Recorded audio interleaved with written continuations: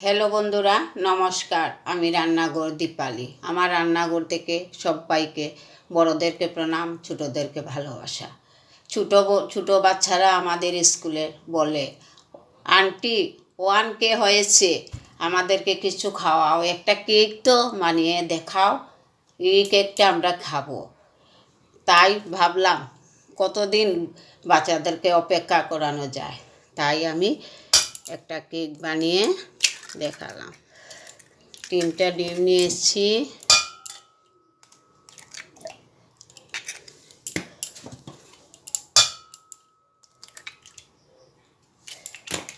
এই যে 1 কাপ চিনি দিলাম,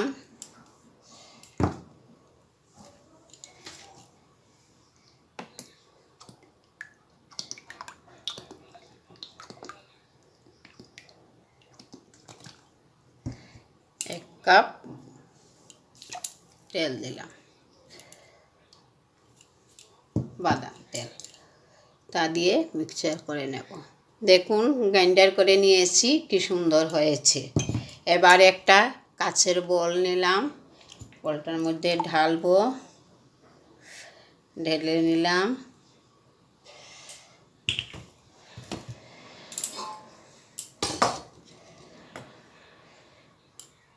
তারপরে এই যে গরুর দুধ একদম শুকনা করে রেখেছি, সর পড়ে গেছে, এই যে দেখুন সরটা উঠিয়ে নিলাম, 1 কাপ দুধ দিয়ে দিলাম।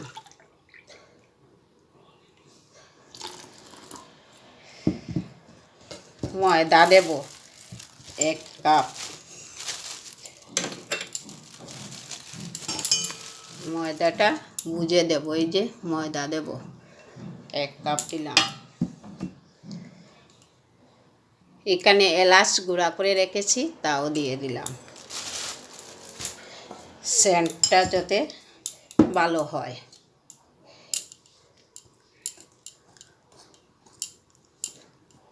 হালকা হয়ে গেছে, পাতলা হয়ে গেছে, বুঝে বুঝে ময়দা ব্যবহার করতে হবে, ময়দার কোনো পরিমাণ নাই। এই যে দেখুন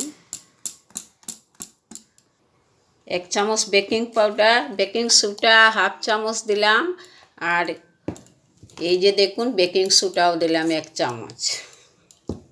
এই যে দেখুন দেখাতে ভুলে গেছি, এই যে দেখুন। কেক বানাতে গেলে কেকের মিশ্রণটাকে ভালো করে ফেটাতে হয়, এই যে দেখুন 5 মিনিট ফেটাতে হবে। ভালো করে ফেটালে ভালো ফুলবে, ভালো হয়ে। দেখি বাচ্চাদের ভাগ্যে আজকে কি হয়।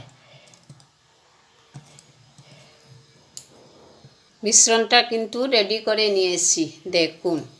এবার সরিয়ে নেব। একটা কুকার নিলাম, কুকারের মধ্যে রিফাইন তেল, সাদা তেল অল্প দিয়ে দিলাম, গায়ের মধ্যে ভালো করে মেখে নেব রিফাইন তেলটা। এর মধ্যে একটা সাদা কাগজ বসিয়ে দেব,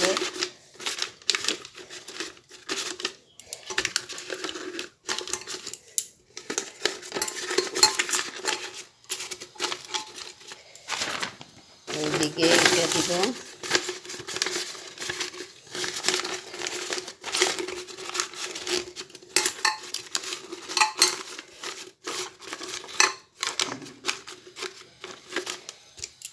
এবার মিশ্রণটা ওইটার মধ্যে ঢেলে নেব।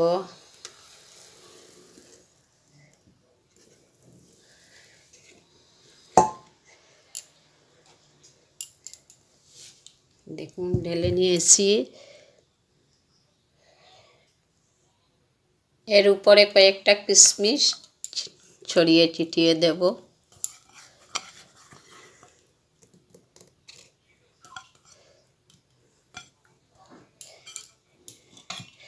ঢাকনাটা বন্ধ করে নেব, সিটিটা খুলে নেব। এই যে দেখুন একটা লোহার কড়াই বসিয়ে রেখেছি হিট হওয়ার জন্য, ওর মধ্যে ওইটা বসিয়ে দিলাম। 5 মিনিট পরে দেখব। স্টিমটা কমিয়েও রেখেছি, দেখুন হালকা হালকা। এই ঢাকনাটা খুলে নেব, দেখব কি হলো, কেকটা কতটুকু কি হলো। বাহ, খুব সুন্দর হয়েছে। একটা কাঠির সাহায্যে দেখব। এই যে দেখুন, কাঠির গায়ে কোনো কিছু লাগছে না, মানে কেক হয়ে গেছে। এবার নামিয়ে নেব। এই যে দেখুন, কি সেন্ট বেরিয়েছে কেকের। নামাচ্ছি, দেখুন কাগজটা দেওয়া সাইডের দিকে। এই যে দেখুন, খুব সুন্দর হয়ে বেরিয়ে এসছে।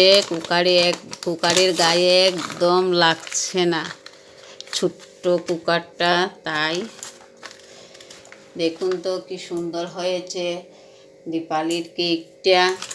কেমন লাগছে? ভালো লাগছে তো? এবার কেটে নেব। উল্টিয়ে নিয়েছি, কাগজটা ছাড়িয়ে নেব। এই যে দেখুন, উল্টিয়ে নিয়েছি, খুব সুন্দর উঠছে, দেখলেন তো? কাগজটা ছাড়িয়ে নিয়েছি। এবার কেকটা পিস পিস করে কেটে নেব। ছেলে বাড়িতে আসুক, ও আসলে